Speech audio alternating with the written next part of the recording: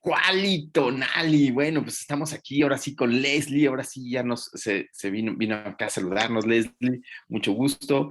Y estamos en la última clase de historia del pensamiento científico, donde pretendemos hacer un resumen, que es un resumen hecho pues del libro que estábamos leyendo, nuestro libro base, que es el libro de si existe el método científico del buen Rui Pérez Tamayo.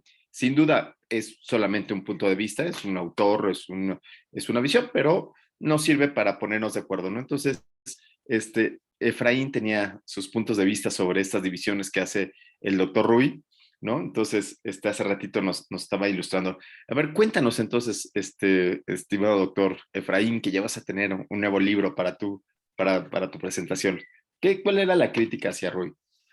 Sí, la verdad es que comentaba, doctor, que esta clase va a ser compleja de poderla entender, porque finalmente, como nos basamos en el libro del doctor Rui Pérez Tamayo, él divide el método científico en cuatro principales métodos, por así llamarlo, pero o sea, es meramente académico, ¿no? O sea, una forma de intentar comprenderlo, de intentar dividirlo, de intentar enseñarlo. Pero finalmente lo que comentábamos hace ratito es que no está dividido así, no es de este año a este año tuvimos este método, de este a este tuvimos este otro método. Finalmente todos van entrelazados, el final de un método científico da pie a otro método científico, a otro método de pensamiento. Entonces, digo, no, es algo complejo de poder entender, pero yo creo que en la clase vamos a poder discutir de forma constructiva todo esto. Sí, y bueno, yo creo que eso pasa lo mismo en la medicina, ¿eh? O sea, este aspecto, esta parte de historia del pensamiento científico va dirigido a que nosotros entendamos mejor nuestra práctica clínica.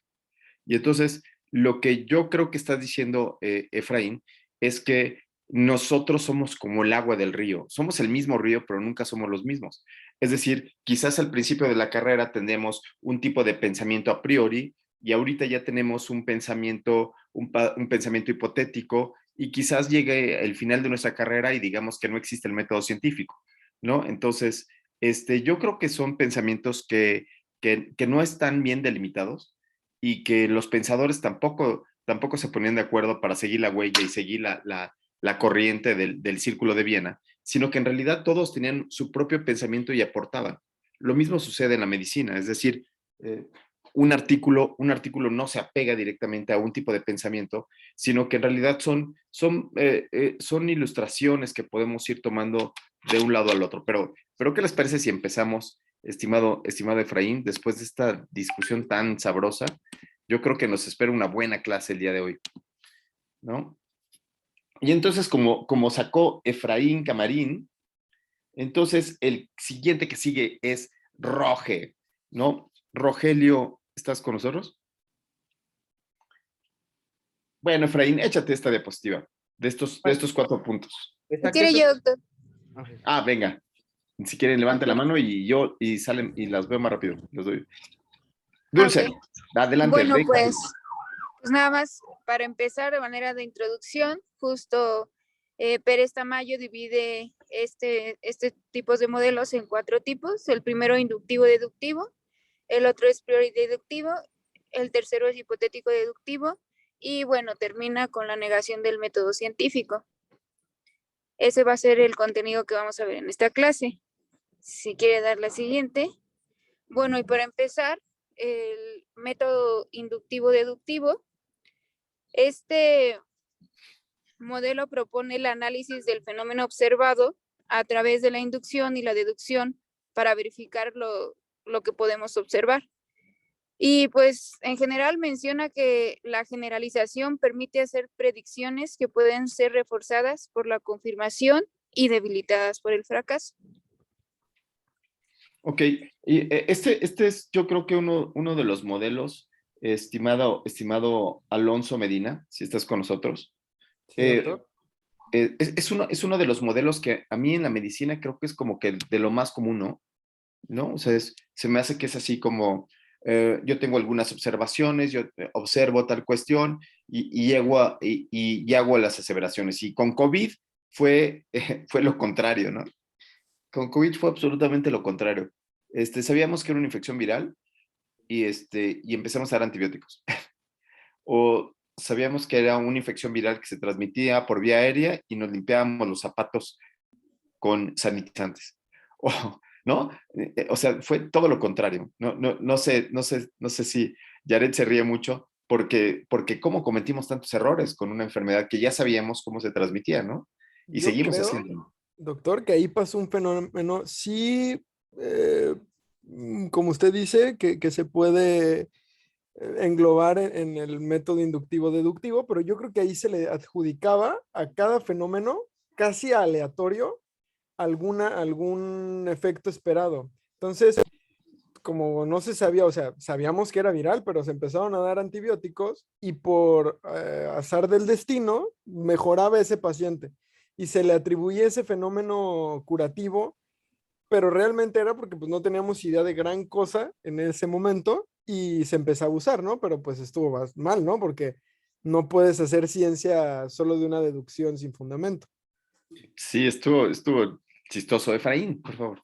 Sí, justo, ya me ganaron la observación, doctor. Pues yo se pudo observar que muchos médicos daban, no sé, un hidroxicloroquina o aspirina y el paciente se curaba y pensaban que ese caso individual iba a ser igual para todos, ¿no? Entonces, de un caso individual, generalizar a toda la población. Ya después, pues vimos que el método científico dominó, donde el bueno, o sea, donde hacen ensayos clínicos, y pues quitamos esas teorías, pero de inicio hay muchos médicos que siguen pensando que por un paciente que se curó por vitamina D, por ejemplo, vitamina E, todos los demás van a ser igual y ya tienen su receta como de cocina para COVID.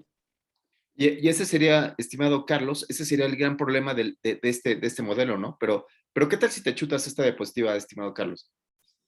Claro que sí, doctor.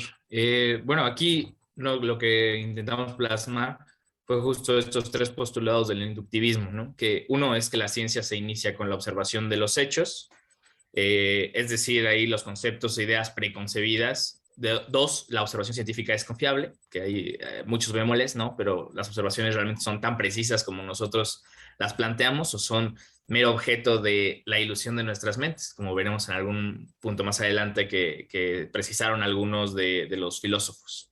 Y tres, el problema de la inducción, donde la creencia con base en la experiencia, con experiencias previas, pues puede utilizarse para predecir el futuro, que es ciertamente insostenible de acuerdo a las críticas que hizo David Hume en 1748, ¿no? Entonces aquí yo creo que lo más importante es considerar que es cierto, nuestros sentidos y la observación propia de los fenómenos que pasan en la naturaleza pues nos permiten crear hipótesis en nuestras cabezas, pero no siempre estas hipótesis van a ser las correctas, que si bien pueden ser totalmente ciertas, también cabe la posibilidad que nuestros sentidos nos puedan engañar, ¿no? Y que seamos nosotros objeto de meras imprecisiones de la observación y que éstas den, por consecuente, respuestas a hipótesis o respuestas erróneas a los fenómenos que estamos observando.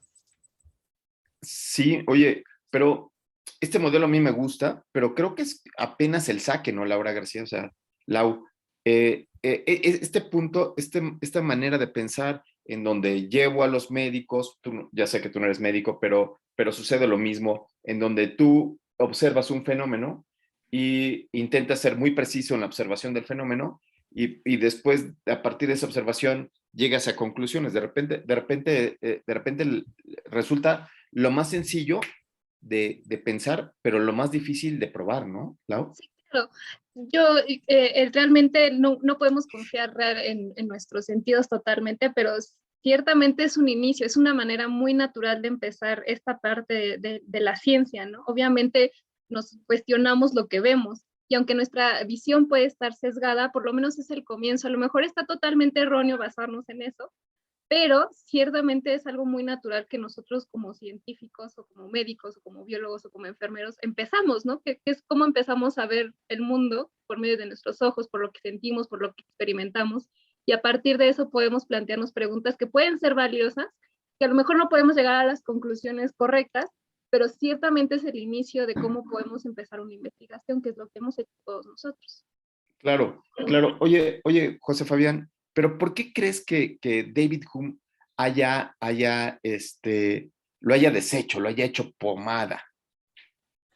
Yo creo que, como lo van mencionando, ¿no? O sea, mucho de este método se basa en la observación, en la calidad de la observación. Entonces, en nuestros sentidos, en nuestras experiencias previas, ¿no? Una persona que tiene una experiencia puede observar y ver cosas diferentes a la que tiene al lado. Y entonces la información que uno obtiene y la inducción que uno obtiene va a ser totalmente diferente. Entonces, eso lo hace que sea tan falible, ¿no? Que finalmente tengamos una interpretación del mismo fenómeno diferente a la de al lado. Y como dice Laura, la verdad es que es muy natural, es como que a lo mejor está como que un poquito impreso en nuestra forma de actuar sin ningún entrenamiento, pasar por esta forma de entender el mundo, ¿no? Veo un fenómeno, aplico alguna situación, experimento, tratamiento, veo un resultado y ahora lo quiero generalizar con todos los demás fenómenos similares a los que veo, como por ejemplo pacientes con fiebre. Veo un paciente, tiene fiebre, le doy antibiótico, sin decir que es viral o bacteriano, lo que sea. Mejora, todas las fiebres son infecciosas y cada vez que vea fiebre, a todos les voy a dar antibióticos. Y entonces, en los pisos, por ejemplo, nosotros que tenemos de formación la medicina interna, todos los pacientes con fiebre, aunque no tengamos evidencia clara de que tenga una infección, a todos les ponemos antibiótico hasta que demostremos o no si tiene o no fiebre, ¿no? Entonces, ese concepto se nos impregna a todos como médicos y es nuestra experiencia previa y es muy falible, ¿no? O sea, todo el mundo sabe, ¿no? Los infectólogos enloquecen cuando hacemos esas cosas porque tiene muchos puntos en los que van a fallar, en los que nos vamos a equivocar, en los que vamos a perjudicar al paciente o en este caso al grupo de pacientes potenciales, porque permitimos infecciones nosocomiales de multidrogos resistentes, y está tan impermeado en nuestro quehacer hoy, que los infectólogos están más preocupados por estas enfermedades de multidrogos resistentes que por el cáncer, por ejemplo, ¿no? O que por enfermedades degenerativas. Entonces, obviamente estas observaciones también por pura lógica y razonamiento, porque pues, obviamente David Hume lo hace con base en pensar bien sobre este método, dice, no, este método nos va a cometer errores, depende de la observación, depende de nuestras experiencias, depende de qué tan precisas sean las experiencias, y entonces no debería de ser el método con el que nos rijamos para avanzar en la ciencia, porque sea natural de nosotros es una cosa, pero no el método ahora sí que establecido, ¿no? La otra vez. Justo iba a mencionar un ejemplo, los patólogos justamente lo que hacen es ver patrones por medio del microscopio, ¿no? Ellos se basan mucho en lo que ven y realmente la observación tiene que ser muy precisa, que a veces hasta también en la observación cambian de un patólogo a otro, es decir, uno me puede decir hay 10% de tumor y otro me puede decir 20, ¿no? Y ellos se basan mucho en lo que ven y justamente lo que ven en el microscopio les hace pensar cuál podría ser, por ejemplo, en un tumor, cuál podría ser el primario, ¿no? Probar esa teoría a partir de hacer pruebas de inmunohistoquímica, de biología molecular, ver esas citocinas o proteínas que se expresan y después clasificarlo, ¿no? Es como un método muy, muy correcto de cómo es la observación te puede llevar a una conclusión para poder clasificar una enfermedad en este caso. Y luego, fíjate que en ese aspecto ahorita me vino a la mente, por ejemplo, en mi hospital, cuando llega un niño con un soplo y alguien le pide una placa de tórax. Y entonces, en esa placa de tórax, no me lo vas a creer, pero la gente empieza a imaginar cosas. Mira cómo tiene estas astas de venado, mira aquí le pones de lado y los bronquios, y aquí puede estar infiltrados cotonosos, ¿no? Algodonosos. Y empezamos a tener este lenguaje que probablemente dependa del observador y no dependa necesariamente de algo que pudiera ser reproducible entre los sujetos. Entonces, yo creo que este método inductivo-deductivo persiste todavía en nuestra práctica clínica de residentes, en nuestra práctica clínica habitual. Pero seguimos con este método inductivo-deductivo y entonces pensemos en el alumno, en uno de los alumnos más mejores de todos, de Platón. Y Eduardo Arias, ¿querrías platicarnos del buen Aristóteles? Si no está el Lalo, Roge Casales. Si no está Roge. Sí, aquí estoy, doctor. Pues hablaban mucho de lo de el mundo de las ideas. Fue uno de los, como decía, de los principales pensadores que inició con este método inductivo-deductivo. Y en él plasmaban todo lo intangible que a partir de sus observaciones podrían llegar a conclusiones. De este método surgen pues un chorro de autores y los principales es Francis Bacon, Galileo, Newton, Locke, Herschel, Milton, cada uno en diferentes tiempos y cada uno con sus asegúnes fue modificando esta metodología de explicar la ciencia o de tratar de llegar a conclusiones a partir de sus observaciones. Y como pues podemos ver, como pudimos ver en el cambio de la historia, pues cada uno fue modificando, dependiendo del tiempo en donde estaba viviendo, cómo interpretaban este método. Buenísimo, buenísimo. Y llegamos al mundo de los ejemplos. Alfonso, venga, Alonso Medina. Sí, complementando un poquito, yo creo que aquí la diferencia del modelo deductivo es de que bajo lo específico, bajo lo general, querían llegar a lo específico. Entonces, en base a un evento, querían, o sea, que su intención era hacer la reproductibilidad de un fenómeno para poder llegar a una conclusión. Como ejemplo, si hoy hace calor, seguramente mañana hará calor porque intentamos reproducirlo, lo que no era lo mismo al método inductivo, ¿no? Que ahí solo era de lo específico a lo específico, de caso particular en particular, ¿no? Buenísimo. Entonces ¿cómo la observación pudiera llevarnos a error? Leslie, por favor. Y también que aplicó el método de la lógica a partir de sus enseñanzas, es cuando se comenzó a utilizar realmente este término e incluso se volvió un gran maestro y estratega que Filipo II le pidió que fuera el tutor de Alejandro Magno para que lo ayudara a entender, a analizar, observar, identificar las variables, las fortalezas, cuáles eran las diferentes opciones y los métodos que podía emplear para realizar algo. En este caso se enfocó a batallas y temas bélicos, pero para temas médicos y de soluciones, pues primero tenemos que observar y tomar las decisiones y ver cuáles son los posibles resultados de estas decisiones, que sería en realidad el uso de la lógica.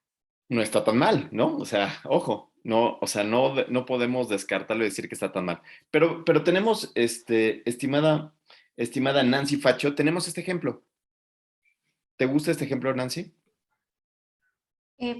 Sí, bueno, en este ejemplo, si nos situamos en aquella época y vemos la observación particular de un fenómeno que es la inducción, entonces podríamos decir, o se podría observar en aquella época que todos los pacientes con cáncer fallecen.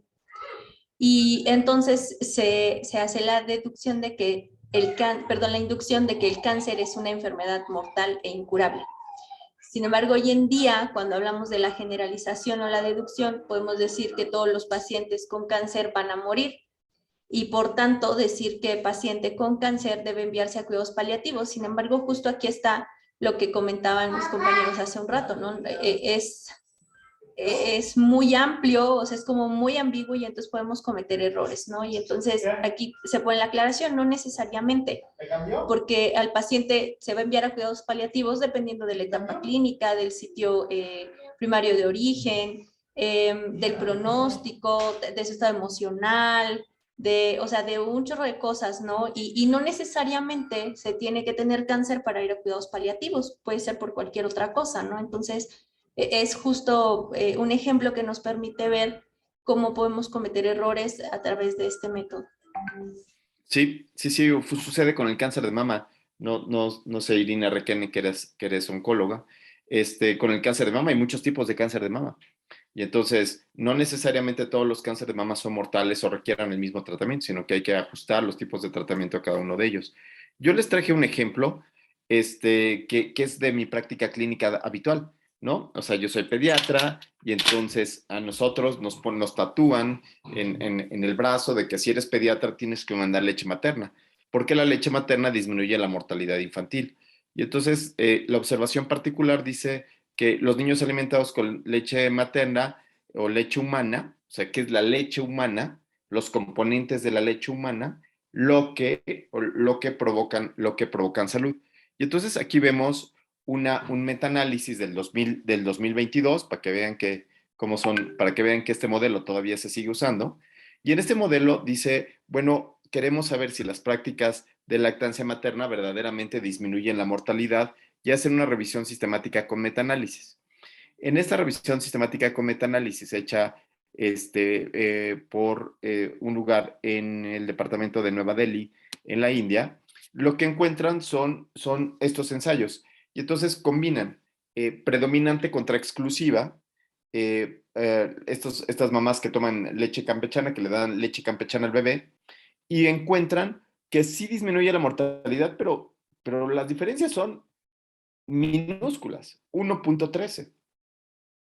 Y cuando es parcial contra exclusiva, ahí incrementa el beneficio a la lactancia materna. Y cuando es no contra exclusiva, incrementa el efecto, ¿no? Hasta vean este efecto de locochón, ¿no? O sea, de 15.52 el efecto final. Y entonces, la conclusión es que la lactancia materna evita muertes infantiles. Y yo digo, no necesariamente, porque lo que se ha visto es que no es nada más el líquido lo que hay que hacer, sino que es el cuidado que tiene la mamá, el apego que tienen en la lactancia materna, etcétera, etcétera, lo que hace que la lactancia materna disminuya la mortalidad. Es decir, estos datos sí son ciertos. Sin embargo, no habría que casarse con que es la práctica, sino es todo el entorno, es la mamá, porque de otra manera pensaríamos que la lactancia materna es barata, pero si le ponemos el anexo de que es la mamá la que le tiene que dar la leche materna, entonces se tendría que hacer muy caro, porque dar leche materna como mamá es muy difícil, tienes que estar ahí con el bebé, tienes que renunciar a la maestría, al doctorado, ¿no? Ya dejas son muchas otras cosas, y entonces, si nosotros cambiáramos de este modelo inductivo a un modelo un poco más abierto, podríamos incluso cambiar la forma de ver el entorno. Sí, Nancy. Además, creo que ahorita que lo estoy escuchando, pienso que con este modelo dejamos de lado todo el tema de multicausalidad, ¿no? O sea, o es esto o es lo otro, ¿no? Y entonces ya no tenemos en cuenta todos los fenómenos, tanto sociales como biológicos, que pueden estar alrededor del hecho. Así es. Y todos los fenómenos, todos los epifenómenos que pudieran ocurrir dentro de esta misma circunstancia. Aquí no se pueden hacer ensayos clínicos y entonces, bueno, ahí se queda. Pero sigamos adelante ahora con el modelo a priori deductivo. No sé si estás por aquí, Irina, no te he visto, pero si estás, tienes la palabra. Si no estás, Irina, se la dejamos a Anita Valenzuela. Está en quirófano la doctora Irina. Irina está en quirófano, chin. La doctora Ana. Anita, ¿estás por aquí o no? Si no estás, Anita, no importa. Bueno, sí importa porque sí te queríamos oír, pero si no te mandamos un saludo donde estés, Ana. Ángel Chávez, ¿estás con nosotros? No, estás, Ángel. Pero Clau, cuéntanos, ¿qué es esto del método a priori deductivo? Hola, buenos días. Pues el método a priori deductivo, si me ayuda pasando la siguiente diapositiva, doctor, por favor. En este método aprendemos que el conocimiento científico va a tener un origen de la percepción sensorial de nuestro entorno, de principios generales que nos van a ayudar a deducir instancias particulares, y esto va a evolucionar hacia el entendimiento y culminar en la razón. Este conocimiento se puede adquirir de forma a priori, o sea que de acuerdo a las experiencias particulares, y solo va a ser suficiente para el razonamiento para obtenerlo, o sea, pueden o no ser demostradas de forma objetiva este conocimiento. Y otro dato es que puede, en algunas circunstancias se puede decir que provenía este conocimiento de Dios, o bien por ser una existencia ideal, pero que en ambos casos no son invariables y eternos. Esto es platónico, ¿no? Entonces, el amor platónico, todas estas cosas que nosotros pensamos, ay, la pareja, la vida en familia, oh sí, Clau, qué bonito, sí, la vida en familia nos va a dar toda la seguridad y toda la felicidad, ¿no? Pero ¿qué cosas suceden en la medicina que son este conocimiento a priori deductivo que ocurre en el día a día en la práctica clínica, Clau. Las enfermeras son buenas, no quieren hacernos daño. Que porque ya tener atención, por ejemplo, o sea, un paciente crea que por ya estar en el hospital se va a curar y pues algunas veces Claro. por su patología no va a ser así, o sea, o por su estado clínico. Qué gran ejemplo, ¿no? Entonces decimos, va al hospital para que se cure y ahí se muere de una enfermedad nosocomial. Tómala, muy buen ejemplo. Efraín, vienes Sí. con todo, con todo.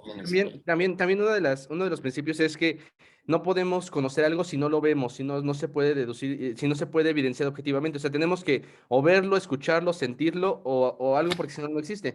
Y pues sabemos que en medicina existen muchas cosas que no podemos evidenciar, pero sabemos que existen, ¿no?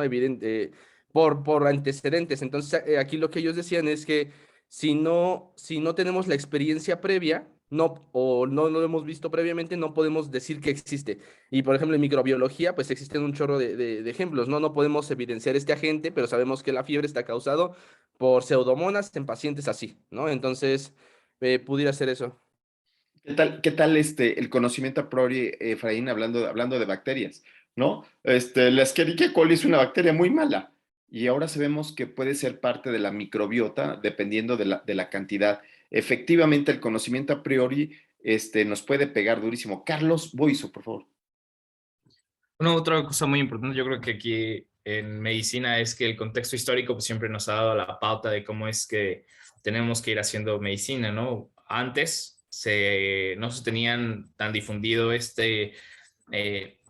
medicina basada en la evidencia y una medicina crítica como lo tenemos actualmente, sino que todo era como lo que decía el profesor, ¿no? Y que realmente a lo mejor no ocupábamos la dosis adecuada de digoxina para un paciente, pero como así lo hacía el profesor, pues eso se tenía que hacer y eso era un conocimiento a priori que se iba realizando a medida que pasaba el tiempo, ¿no? Hasta que llegaba algún más o menos listillo y realmente calculó cuál era la dosis correcta de digoxina que se ocupaba en un paciente, ¿no? Cuando las pudimos medir. Entonces, todo eso nos damos cuenta que no es que el conocimiento a priori sea algo malo, sino por el contrario, ha dado la pauta para que de un conocimiento inductivo pasamos a un conocimiento a priori y que ese conocimiento a priori también ahora evolucione a algo más, que es lo que veremos en los siguientes métodos. Sí, Alonso, pero Alonso, fíjate muy bien que este conocimiento a priori, no, yo creo que hay una diferencia de lo que dice Carlos. O sea, Carlos dice que hay un antecedente. Aquí, la circunstancia de a priori quiere decir que tengo algo que es platónico, algo que es idealista. Entonces estoy planteando cosas que hablan de ideales. Y como eso ideal prácticamente viene prácticamente de Dios, Alonso. Sí, doctor, fíjese que una de las partes cuando estaba leyendo esta tendencia filosófica o esta tendencia de pensamiento, me recordó mucho a una parte de la historia, como en 1500, de un personaje que se llama Ignacio Semmelweis, que descubre la fiebre puerperal, entonces se da cuenta por inducción, sin tener todavía un argumento, porque todavía no se tenían bases concretas de microbiología, que algo estaban haciendo mal en cierta parte del hospital, que otras, las que hacían los partos, que no eran los doctores, lo estaban haciendo bien y él dedujo de manera muy correcta que sin saber que existía la microbiología, que había un factor que afectaba a la mortalidad de las mamás en la parte donde se hacían los partos por médicos y implementó, por ejemplo, el lavado de manos quirúrgico, ¿no? Entonces, siento que eso tiene que ver con esto, que realmente no tienes un argumento, lo estás haciendo a deducción, pero ya puedes tú determinar y contrastarlo con tu hipótesis, ¿no? No me parece, Alonso, porque lo que hizo Semmelweis fue hacer una observación meticulosa de un fenómeno y llegar a una conclusión a partir de esa observación. Aquí el pensamiento a priori es distinto. Aquí el pensamiento a priori de Platón es una circunstancia idealista.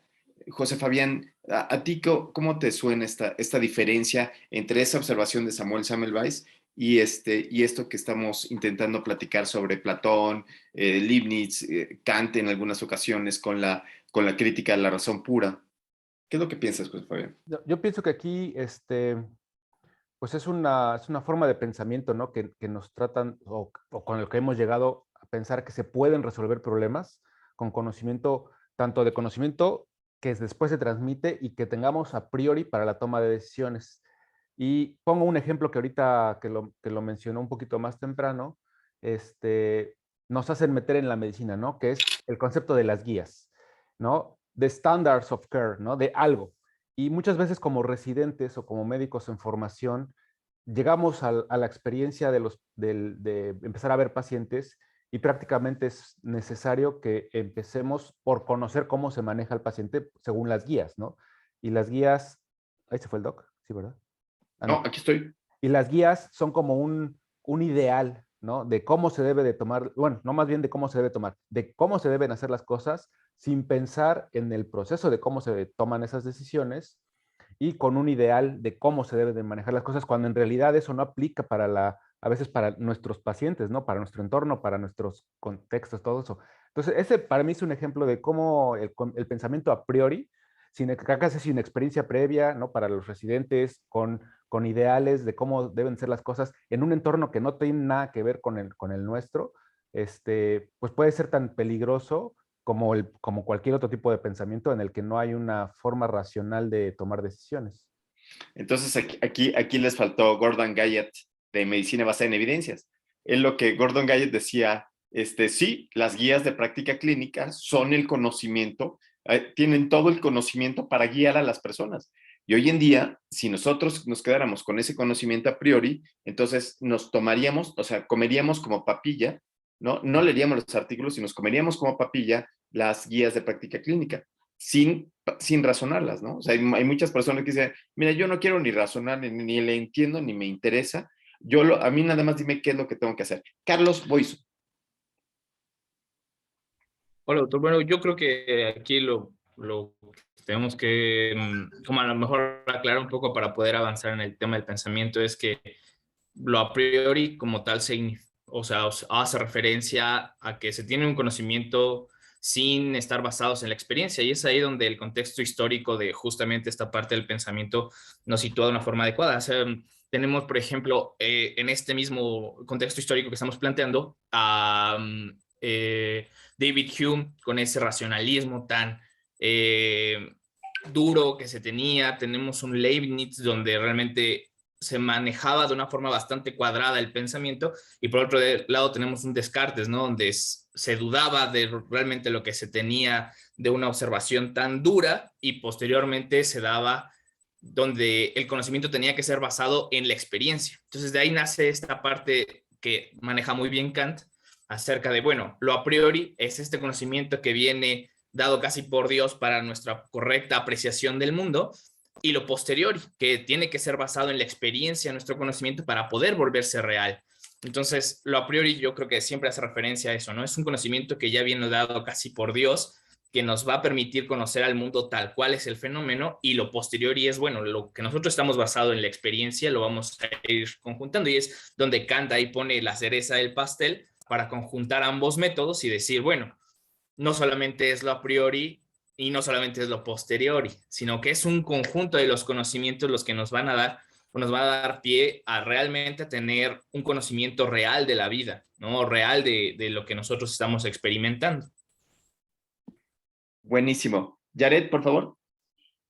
Yo creo que, como vimos un poquito anteriormente, este método pecamos mucho de tratarlo como muy anticuado, como muy viejo, como algo que ya no se debe usar, pero yo creo que es complementado con demás métodos, es una muy buena forma para posteriormente, teniendo ya alguna experiencia previa o no, o teniendo un razonamiento anterior o no, después formular una hipótesis y de ahí empezar a buscar realmente la respuesta al cuestionamiento que se ha realizado. Yo creo que pues finalmente esta situación, dependiendo obviamente si se toma tanto la parte platónica como vemos ahorita o la parte kantiana, nosotros podemos empezar a inducir cosas y de ahí empezar a generar conocimiento científico que posteriormente se pueda refutar, pero en un principio puede generar conocimiento que, por ejemplo, en la pandemia pudo y salvó bastantes vidas. como por ejemplo la creación de algunos tipos de vacunas, como los de RNA mensajero,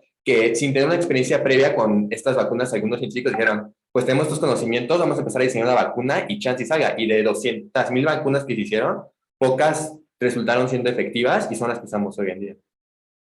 Bueno, la vacuna de RNA ya se había trabajado desde 1990, entonces, de hecho, ya había ganado hasta un premio Nobel. Entonces, no fue de la nada, no surgió de la nada, Jared.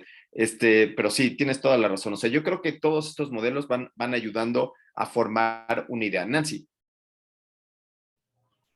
Sí, creo que mi opinión va muy en línea con lo que dice Jared. A mí me parece que cada una de las etapas del pensamiento científico son importantes, porque creo que si este grupo de personas no se hubiera puesto, ¿no?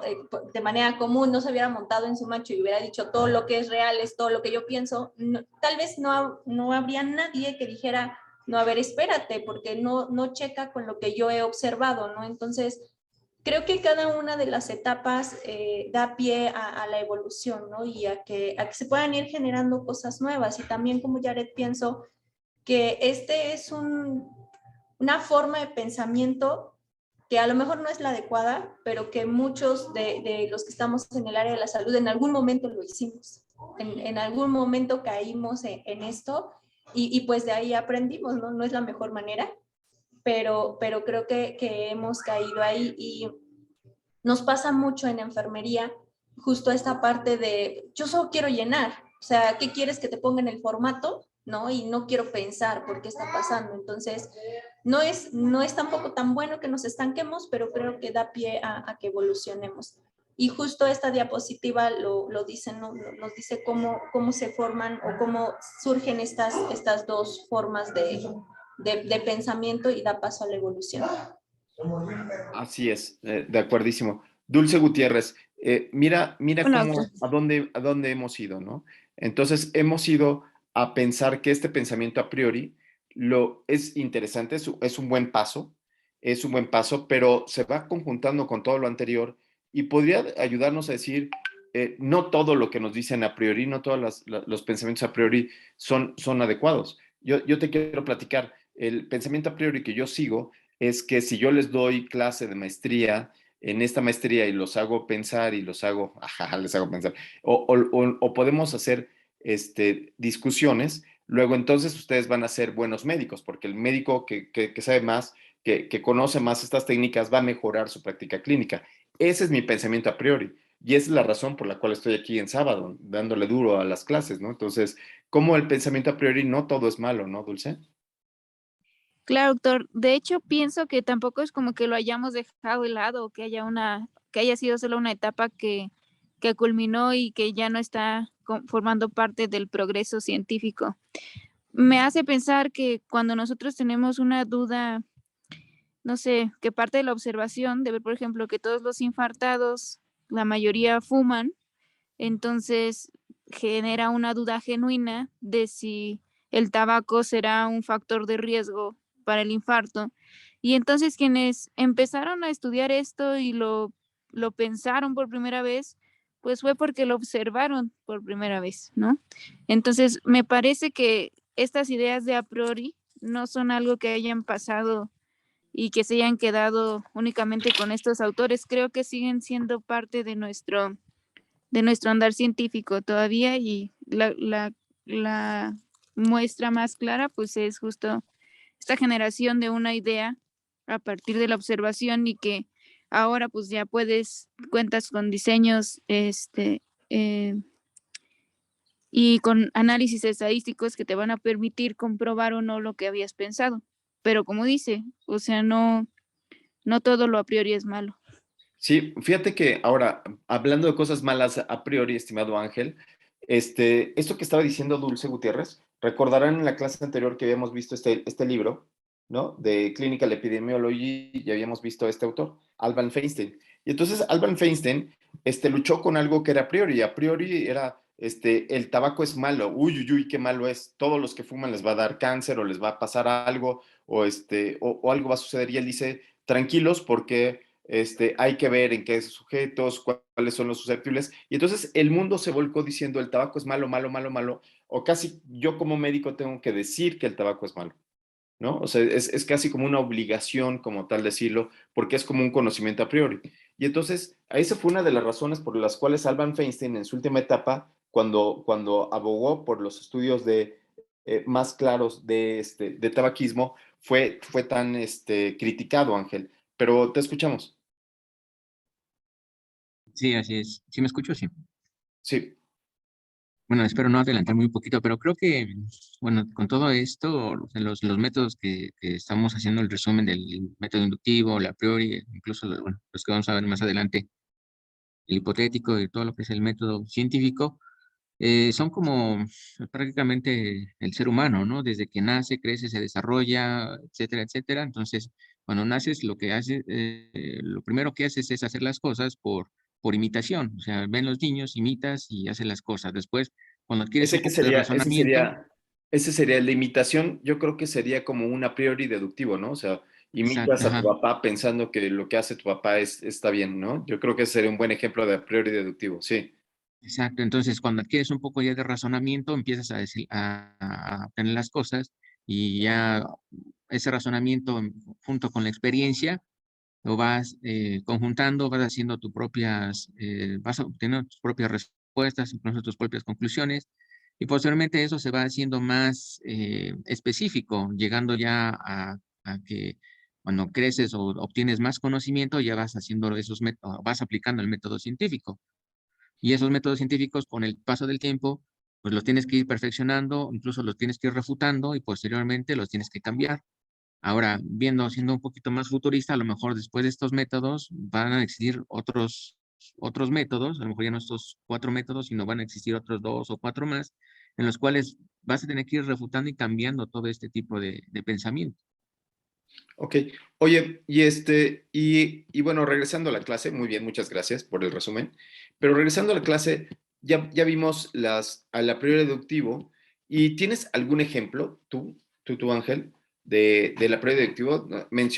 Ya mencionó José Fabián las guías de práctica clínica. Nancy mencionó el paso de visita donde le toman signos vitales con horario a los pacientes, ¿no? Entonces, las enfermeras, ¿cuál es la razón por la cual le toman, Rogelio, signos vitales con horario a los pacientes? No lo sabemos, ¿no? O sea, no se hace porque se cree que es bueno. Pero ¿tú tienes algún ejemplo, Ángel? ¿Otro ejemplo de estos, de a priori deductivo, en la medicina? Mm, Si no se te ocurre bueno, nada, no te preocupes. déjame pensar en uno, ahorita se lo comento. No te tardes mucho porque tenemos 25 clientes que están aquí, que están ansiosos por... Bueno, si quieres ahorita a ver si se te ocurre Ajá, uno. ok. Pero vamos ahora con el método hipotético deductivo. Y vamos a pedirle a Daniel Cale, que tampoco lo he visto, no sé si no vino hoy. Si no está Anda, Daniel. anda enfermito. Ah, ya tenemos aquí a la abogada de los No, faltistas. sí. Sí, vía Zoom, ajá, sí, vía Zoom y decir, no, no puedo porque no. Ajá, sí, No, sí. en serio que sí. Abogada de los faltistas. Muy bien, ya más fácil, ya no se las podemos poner porque pueden estar en su cama así, puestos así como Nancy Facho y Laura García y Ángel, que han de estar así en su cama, recibiendo, ¿no? Jared, método hipotético deductivo. Pues sí, como tercer método que vamos a ver es el método hipotético deductivo. Y este método, pues es como un conjunto con algunas cositas de otros métodos.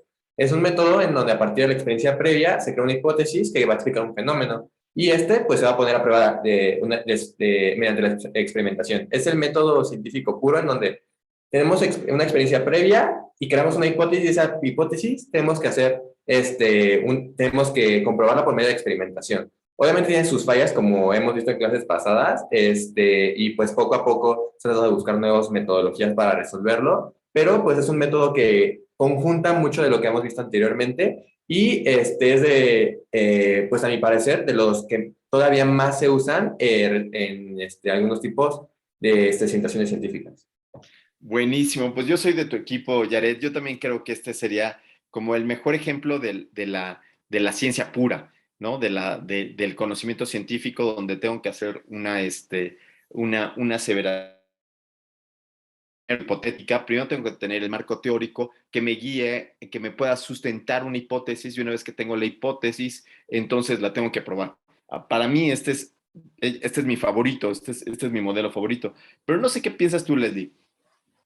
¿Qué piensas tú de este círculo de Viena, donde no estaba tan sencillo el asunto? Bueno, es que tenemos que tomar en cuenta toda la ideología que está en la presentación, en la diapositiva anterior, de la ley de los 3 estadios de Augusto Comte, que siento que es lo que más concreta esta ideología, porque él pues dice que se tiene que tener 3 tipos de fases para llegar al conocimiento como tal. Primero es sí tener conocimiento un poco a priori, ficticio, teológico, con bases de ideologías anteriores o algún conocimiento previo del cual partir. Y después de ese, llegar a un estado metafísico. Ver cómo se abstrae el conocimiento, si aplica o no para estas diferentes situaciones y circunstancias, y ya posteriormente se considera ciencia o conocimiento, pero a través de un inicio de positivismo.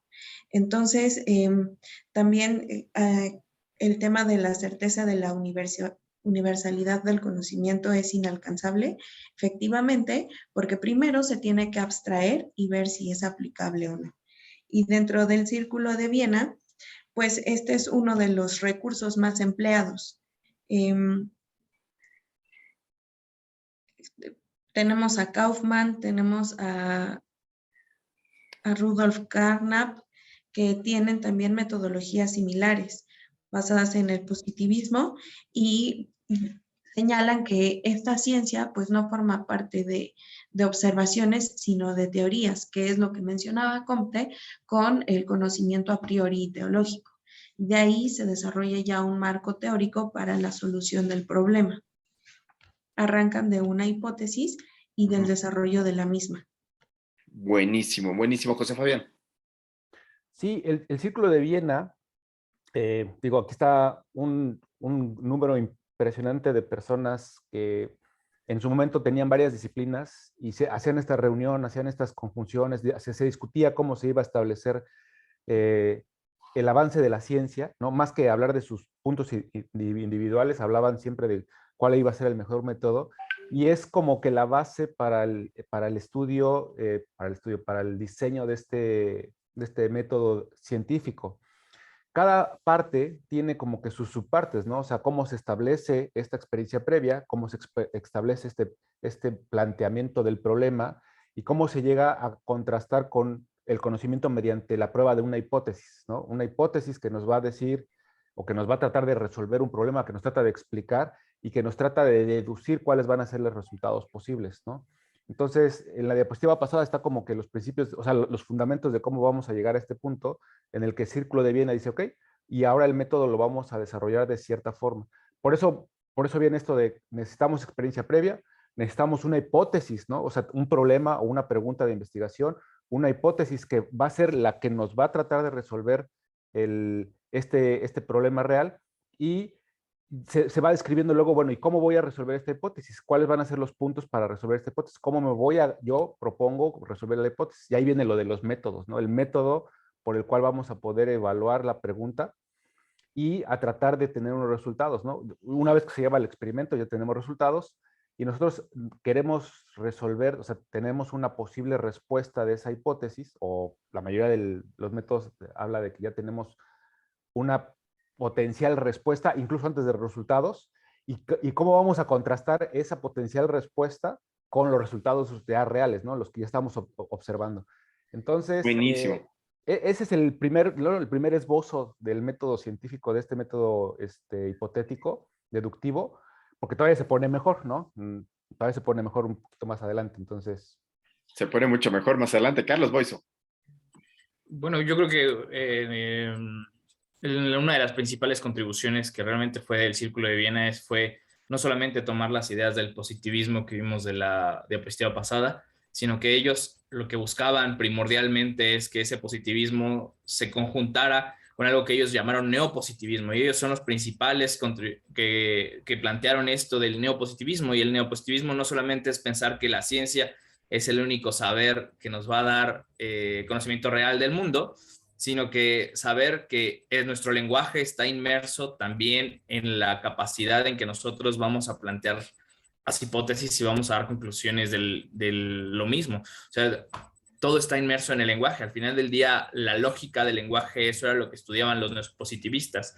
Y todos los que vimos ahí, de hecho, faltó una de las imágenes de Ludwig Wittgenstein, donde era él quien, a partir de este análisis duro del lenguaje, que se peleó con Karl Popper justamente sobre eso, donde la filosofía no solamente era lo que le daba pie, o la ciencia era lo que le daba pie. Para Wittgenstein no existía la filosofía y eran meras afirmaciones sin sentido que nosotros estábamos arrastrando desde mucho antes, y para Popper sí era algo que nosotros, la ciencia y la filosofía era algo primordial para el avance de nuestro conocimiento, y si no podíamos falsar las hipótesis, y si no las podíamos poner a prueba y demostrar que a través de su prueba y correcta aceptación son verdaderas, o si no se podían falsear, pues al final del día eran conocimientos llanos, eran conocimientos de, bueno, que no eran científicos, pseudocientíficos. Muchas gracias. Pseudocientíficos.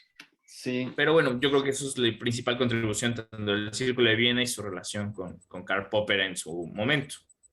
Sí, fíjate que en ese aspecto tenemos a otro sujeto que habla de este punto específico. Por ejemplo, Mario Bunge hace este libro de pseudociencia e ideología.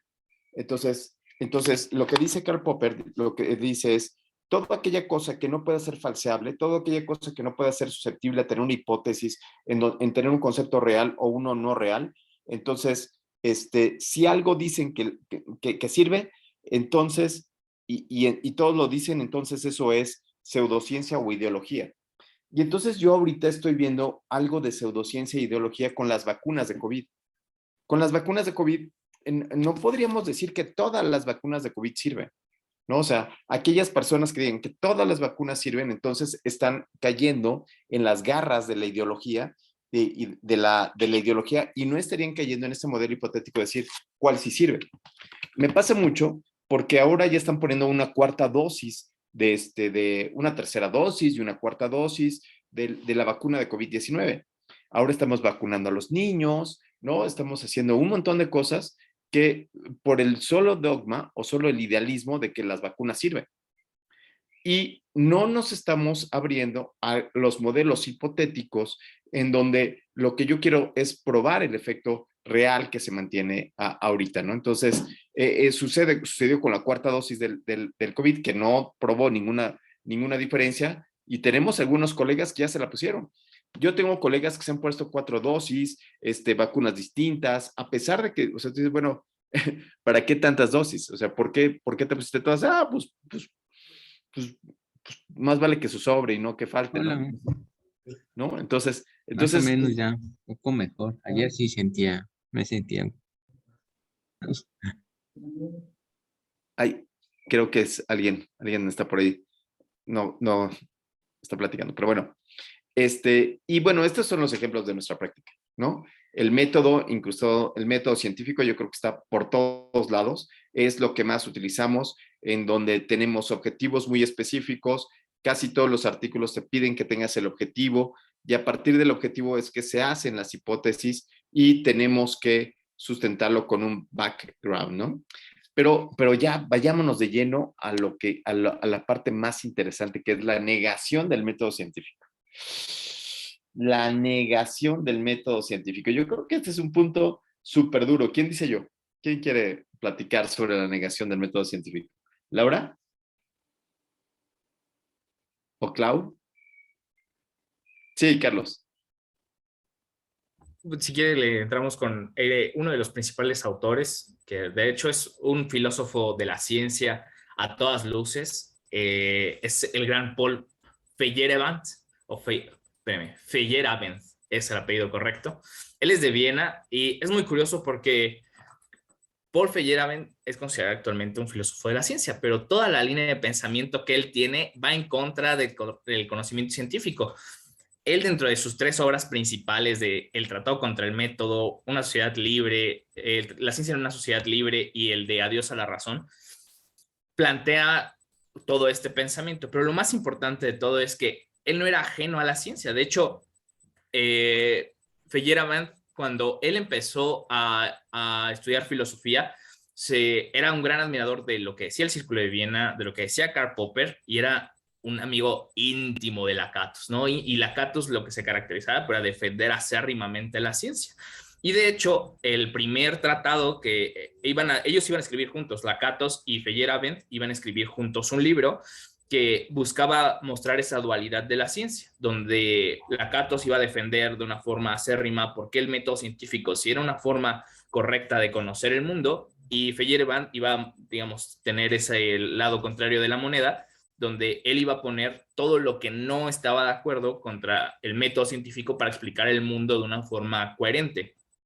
Sin embargo, este libro no vio la luz porque Lakatos falleció, pero aún así todo lo que escribió Feyerabend lo postuló en este libro que se llama Tratado contra el Método. Y es de aquí donde surge su idea principal, que es el tratado, es la idea del anarquismo epistemológico, donde realmente todo vale. Aquí el método científico solamente es un método de aproximación, pero eso no significa que por ser uno de los métodos el único que hay un pluralismo donde todo lo que se encuentra a nuestro haber puede servir para acercarnos al conocimiento. Y es aquí donde muchos de los autores retractores de Feyerabend ponen el dedo en la llaga, porque dicen, bueno, él postulaba que también la religión, el espiritismo, es un método para nosotros aproximarnos al conocimiento. Y aquí yo lo que pondría como espada para defender es que, pues, es cierto. O sea, la religión y todo esto que hemos visto no significan que nos vayan a dar la respuesta correcta a la explicación del mundo, pero es un método de aproximación al conocimiento. Eso no quiere decir que sea el único ni que sea el mejor, pero también es un método que nos va a dar conocimiento. Falso o real, eso lo podremos definir más adelante, pero es una plática que creo que se sigue tomando hasta hoy en día, pero también es un método para nosotros adquirir conocimiento. Y esto va contra el inductivismo que vimos hace un ratito, ¿no? Donde no solamente son nuestras observaciones, la prueba y el error de lo que nosotros hacemos, sino es todo, o sea, es todo un azar, es todo lo que conforma el entorno social del investigador, lo que permite hacerlo. Por ejemplo, ahí se menciona el ejemplo del descubrimiento de la penicilina. No fue que se pusiera al pocillo para específicamente aislar el hongo que produce la penicilina, sino que lo que pasó fue que se dejaron ahí los cultivos y por azar empezaron a darse cuenta que el hongo que crecía podía inhibir el crecimiento bacteriano. Entonces, nuevamente, todo el azar es lo que también permite que la ciencia avance, no solamente es el conocimiento científico. De Galileo lo mismo, o sea, Galileo al final del día que postuló que el universo, la Tierra no era el centro del universo y también podían girar formas diferentes. Nosotros no girábamos, la Tierra no giraba, el Sol no giraba alrededor de la Tierra, sino era la Tierra la que giraba alrededor del Sol también. Y todo eso cambió por completo el pensamiento científico, no tanto porque la idea fuera impactante, sino por todo el revuelo que se hizo en ese momento en la sociedad, la suerte de que él estaba muy junto ahí a algunos de los emperadores que estaban en esa época. Entonces todo eso permitió que la ciencia avance. No solamente es lo que nosotros podamos creer o observar o probar en el laboratorio, sino que la ciencia es un arte, no solo un método donde dependemos de la complejidad que involucra política, sociedad, nuestras emociones. Entonces yo creo que Feyerabend ahí tiene un punto primordial que iremos desarrollando en las siguientes diapositivas. Muy bien, Nancy, pero a ver, sigamos adelante. Mira, Dulce, venga. Dulce, otras ideas desarrolladas. Sí, doctor. Otras ideas desarrolladas por Paul Feyerabend es que la historia de la ciencia, es decir, la historiografía, está limitada ya que no solamente se hace en el laboratorio, sino en todo un constructo social, y es lo que se llama pluralismo. Este autor también está de acuerdo con la idea de inconmensurabilidad de Kant, la cual plantea que la respuesta a ciertas interrogantes da el pie a un círculo sin fin de dudas y respuestas, como lo podemos ver en el descubrimiento de partículas elementales, materia oscura, la partícula de Dios, etc. El bosón de Higgs, claro.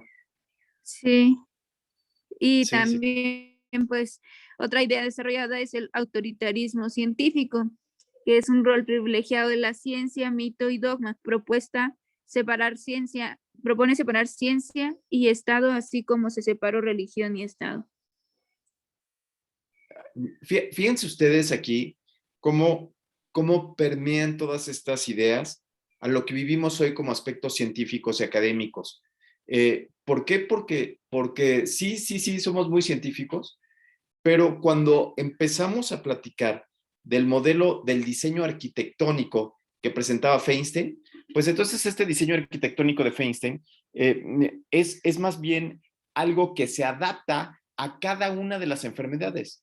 Es una adaptación a cada una de las enfermedades y no es un modelo generalizable, ¿no? O sea, no podríamos hablar de la general, de cómo hacer un estudio o que todas las cortes tienen que tener las mismas características, sino que empezamos a adaptarlos y empezamos a tomar algunas variables que pueden cambiar de protocolo a protocolo. Es decir, si quisiéramos estudiar dos enfermedades distintas con el mismo método, lo que diríamos es que no hay un método como tal. Es entonces cuando cobra más importancia el pensamiento del doctor Feinstein. ¿No? Este pensamiento del doctor Feinstein que dice, tenemos que adaptarlo a las observaciones que pudiéramos llegar a tener. Y estas observaciones tendríamos que tener solo una base que pudiera ser el estado basal, maniobra y desenlace. Pero de ahí en fuera, ¡pau!, todo es libre, ¿no? Empieza a haber una libertad en los criterios de inclusión, en las variables que voy a medir, cómo las voy a medir. Y es ahí donde yo creo que la ciencia empieza a tener esta función de ser arte. Y de ser arte porque termina en una obra. Cuando nosotros pensamos en arte, queremos pensar que el arte es está hecho por un humano, por un artista, es una expresión humana, en donde este artista tiene un pensamiento y lo plasma en una obra, que puede ser una obra musical, que puede ser una fotografía, que puede ser una obra de arte. Entonces aquí empezamos a ver cómo última fase que tuvimos del doctor Talavera y con la locura que trae en la cabeza sobre Spinoza, sobre la filosofía, sobre el humanismo que ocurre, empezamos a ver cómo efectivamente la investigación científica que hacemos hoy en día tiene que ver más bien con aspectos artísticos, más que esa ciencia dogmática de filosofía. Dulce. Sí, doctor. Y también me gustaría agregar que no solo es libre, sino que además es analizable. Por eso es que cuando empezamos a escribir algo, cuando empezamos a leer un estudio, tenemos que tener muy en cuenta los sesgos que puede haber en los criterios de inclusión, en los criterios de exclusión y en el análisis, incluso que se puede a veces mermar por no considerar estos sesgos. Y bueno, que al final del día analizar estos sesgos nos da mayor certeza en los resultados. Absolutamente, absolutamente, como ahora ya tenemos que tomar en cuenta otros aspectos. No solamente el aspecto científico-metodológico del laboratorio, sino también estos otros aspectos de humanismo, de aspectos sociales, que tienen que ver con el desempeño de algo, ¿no? Nancy, por favor. Sí, esto a mí me hace pensar en dos filósofos. Uno es, bueno, son tres en realidad. Los primeros son Taylor y Botkin, que ellos abordan la investigación cualitativa, todos los métodos cualitativos. Entonces, cuando empiezo a leer esto y veo que hay un autoritarismo o que plantea el tema del autoritarismo científico, es cierto, porque a la investigación cualitativa, pese a que es el origen de muchas de las cosas, le ha costado trabajo abrirse paso y que sea considerado, que el conocimiento que genera sea considerado como algo valioso, porque los tamaños de muestras son muy pequeños, porque son fenómenos sociales, porque se basa en la percepción de las personas, y entonces es como muy complicado que se considere como algo verdadero, justo porque no cumple con lo que dicta, ¿no? el método científico. Y no es así, en realidad los métodos cualitativos nos permiten crear y abordar muchas cosas y conocer muchas cosas para las que el método positivista no nos da, ¿no? Y también me hace pensar en el filósofo Darin McNabb, que es un filósofo que justo, bueno, viene a México, empieza a tener ahí una colaboración con la Universidad Veracruzana, si no mal recuerdo, pero el tema más importante con él es que habla del dogmatismo, y entonces él nos dice que, o sea, cómo es tan importante que todo el tiempo estemos como atentos, porque no importa cuántas veces empecemos a romper los dogmas, ese nuevo pensamiento o esa nueva corriente en algún momento va a caer en un dogma. Y nos apegamos tanto que nuevamente nos vamos a encerrar y vamos a ser dogmáticos nuevamente, ¿no? Entonces, esto es importante porque si nosotros decimos hoy, vamos a romper con este dogma, el que sea, entonces va a llegar el momento en el que me aferre tanto a este nuevo, en el que no quiera ver nada más, que me voy a volver dogmática dentro de lo que no quería ser dogmático, ¿no? Entonces, a mí me parece muy importante este pensamiento. Y bueno, en esta diapositiva podemos ver todas aquellas cosas para las que probablemente el método científico no nos alcance. Sí, qué interesante hablar de este científico que mencionaban aquí, que era contradictorio, ¿no?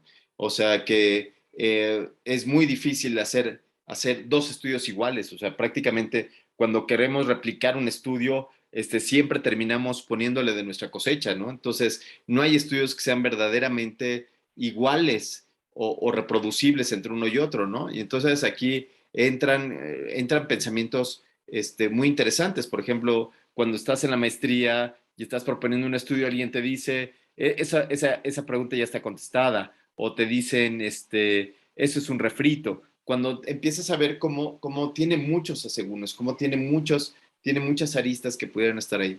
Y después, nosotros también podemos ser dogmáticos, podemos decir lo que hacemos, la medicina alópata es la ley, ¿no? Es científica, se basa en un conocimiento real, y en cambio la medicina tradicional o los hierberos no tienen alguna circunstancia, pero sin embargo también curan, buscando este efecto que le llamamos iatroterapéutico. El efecto iatroterapéutico que tiene una pomadita en un niño que se cayó es increíble, y todas las mamás lo saben, ¿no? O sea, una mamá sabe que tiene su pomadita mágica para ese golpe que tiene el niño, y ese efecto no es científico, sino que es un efecto que nosotros quisiéramos ponerle como placebo, pero no es placebo porque sí lo está curando, ¿no? Entonces, pues sí, la verdad es que la ciencia tiene muchas circunstancias, y los límites explicativos de la ciencia, la verdad es que son ilimitados.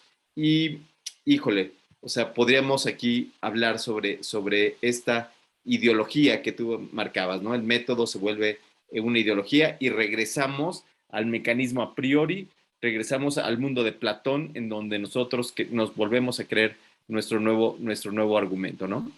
Y entonces, bueno, pues señoras y señores, ya es la hora. Tuvimos muchas pérdidas insensibles en el camino, pero bueno, quedamos algunos, y pues es hora de irnos, amigos. Y pues bueno, yo no me quiero despedir sin antes decirles que muchas gracias, aprendí muchísimo, se me abrió la mente, padrísimo, son unos grandes lectores, son unos grandes comentaristas, muchísimas felicidades, qué rica clase, y pues nos veremos en algún momento en el doctorado, quizás, ¿no? Entonces, no sé si quisieran terminar con algo, Lau, ¿no? Dice Lau, ya no quiero nada, ¿no? Ella ya quiere hacer piano nada más. Clau se ataca de la risa porque sabe que al final va a terminar el doctorado, ¿no? Está atacada de la risa porque ahorita dice, no, yo jamás, no voy a tener hijos, no, y tómale, tiene 3, ¿no? Sí, Dulce. Doctor, muchas gracias. La verdad es que la clase estuvo muy didáctica y pues justo como esta mesa redonda que se hace a la distancia nos permite generar nuevas ideas, concretar los conceptos que hemos estado viendo. Y a mí me gustó muchísimo la dinámica, la verdad. Gracias. Sí. Muchas gracias, gracias a ti, Dulce. No, yo más que divertido, muchas gracias y bueno, pues invitarlos a seguir discutiendo, ¿no? Invitándolos a seguir haciendo que sus mentes exploten, haciendo que esto sea, bueno, si le encuentran diversión a esto, pues hay que darle, ¿no? Hay que darle a este arte de ser científico. La medicina no es arte, la medicina es una ejecución de información. Lo que es arte, en donde está la parte artística, es en la generación del conocimiento científico. La parte artística está en la creación de los protocolos. ¿Cómo voy a solucionar el problema? ¿Cómo voy a detallar el asunto? Y obtengo un resultado. Entonces, Efraín. Sí, doctor, bueno, pues nada más quería agradecerle porque desde la primera materia que nos dio, que fue búsqueda de información, la verdad es que la dinámica de la clase nos obligaba, como lo dijo hace un momento, a lo mejor bromeando, nos hace pensar, nos hizo, o sea, nos hace no solo sentarnos a ver una clase, sino nosotros buscar la información, no llegar en blanco a la clase. Y ahorita hasta esta materia que yo siempre le he huido a la filosofía de la medicina, la verdad es que se hizo de una forma más amena y una forma donde no solo leíamos, sino también veíamos la forma de aplicarlo a la realidad, ¿no? Aplicarlo o esta forma de buscar ejemplos, pues nos hacía ver cómo esa fuente o esa fuente, sí, esa fuente filosófica ha repercutido en nuestra forma de trabajar, de pensar en el día a día. Muchas gracias, doctor. Muchas gracias a ustedes. Gracias, Efraín. Pero bueno, en mi mente, bueno, yo les quiero confesar que en mi mente pensaba que después de ver cada uno de los métodos, íbamos a tener artículos, así como el que les puse al final, o sea, buscar un artículo científico que vea, que narre esta historia, que narre la historia de cómo hizo el pensamiento, de dónde venía todo eso. Entonces, pero bueno, creo que salió bonita, creo que ustedes leyeron más que yo, lo cual me divirtió muchísimo, muchísimo, muchísimo. Nancy, por cierto, soy tu fan. Sí. Doctor, pues nada, decirle que estuvo súper padre que viniera a cerrar esta materia con nosotros y creo que de sus clases lo más enriquecedor o lo que a mí más me gusta es justo que nos aterrice esta parte en la clínica, ¿no? Que a mí me quede claro cómo voy a usar todo esto que estoy aprendiendo con los pacientes y no solamente detrás de un escritorio. Entonces, eso es lo que a mí más me gusta, se lo agradezco muchísimo y pues preguntarle por qué se está despidiendo, ya no nos va a dar clase el año que viene. No, creo que el que viene doy clase de doctorado, entonces creo que ya no me toca maestría. Entonces, por eso es que me está despidiendo. Entonces, si algunos no van al doctorado, entonces ya nos despedimos. Pero lo que yo creo es que cada año deberíamos de pensar en este encuentro clínico como el Círculo de Viena, ¿no? Ay, ya siguió el Círculo de Viena. Pero un lugar donde podamos reflexionar. En este caso, la reflexión que queremos tener es cómo calificar, o sea, la pregunta es cómo calificar un proyecto de investigación. ¿Cómo calificar un póster que está delante de mí? ¿Qué es lo que a mí me pasa? O sea, yo llevo un póster a un congreso y de repente gano o sea, estás así, ¡ay, hice mi mejor esfuerzo! Y toma la barbón, vuelve a ganar el de los genes, ¿no? Y entonces, ¡ay, siempre gana el de los genes! Siempre, pinche güey, siempre es el que gana, el que encuentra el material genético para ver la característica de la fiebre en los pacientes de enfermería, de no sé qué, y tú así. Y tú tenías un modelo de enfermería para poder evitar los fallos en la medicación, ¿no? Y gana el material genético que predice en el 1% la fiebre en el paciente hospitalizado. Y que lo puede, y además eso tiene muchos efectos potenciales porque una enfermera puede tomarle un poquito de saliva y llevarlo para analizarlo y poder saber quién le va a dar fiebre, ¿no? Bueno, entonces, como ese es mi problema, ese es mi problema científico, entonces en esta ocasión vamos a llevar a cabo una herramienta que les vamos a dar a priori antes de que hagan el póster para que podamos competir y que además de todo se pueda ver en tiempo real con una aplicación. Entonces, que podamos saber qué falló y además de todo que tengamos 2 árbitros para que podamos ver si hay un capa interobservador, y bueno, pues eso es lo que nos lleva. Entonces, ojalá que puedan participar en el encuentro de investigación clínica, ¿no? Ojalá. Además es gratis. ¿Nos va a enviar la convocatoria, doctor? Sí, claro, sí. Y si alguien me quiere ayudar a alguna parte de todo esto, que es una locura, serán unas manos súper bien recibidas. Buenísimo. Bueno, pues de corazón, muchas gracias, José Fabián, qué conocimiento científico tan importante. Dulce, no manchen, qué cosas, o sea, sí leyeron cañoncísimo, están, no, qué barbaridad, sus bibliotecas ya se debe de estar llenando, o sea, ya los quieren aventar de su casa por tantos libros, y espero que los compren porque no hay nada más bonito que dibujar en ellos, ¿no? Entonces, nos vemos, que estén bien, gracias Carlos, gracias José Fabián, Roge, nos vemos.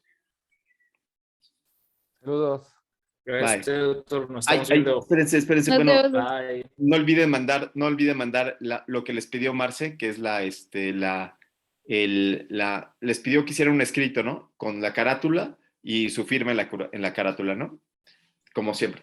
¿Lo vamos a enviar al correo de Marce o lo vamos a Al subir Google Classroom. Súbalo al Google. en esta última sección? Ahorita les hago una. Ok. Vale, gracias. Gracias, doctor. Nos vemos. Adiós. Bye. Gracias, doctor. Bye.